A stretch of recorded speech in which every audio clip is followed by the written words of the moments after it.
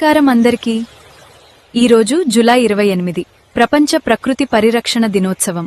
ప్రకృతిని కాపాడటమంటే మన భవిష్యత్తును కాపాడటమే. ప్రతి మొక్కను సంరక్షిద్దాం, నీటిని ఆదా చేద్దాం, పర్యావరణాన్ని పరిరక్షిద్దాం, పచ్చని భూమి కోసం కలిసి ముందుకు సాగుదాం. పరిరక్షణ దినోత్సవ శుభాకాంక్షలు. నన్ను గుర్తుపట్టావా? నేను నీ ఇంటి పక్కన నిలబడి ఉన్న చెట్టును. వేసవి ఎండలో నీకు చల్లని నీడ ఇచ్చాను, స్వచ్ఛమైన గాలిని అందించాను. కాని ఇప్పుడు నా స్నేహితులైన వేలాది చెట్లు ఒక్కొక్కటిగా మాయమవుతున్నాయి.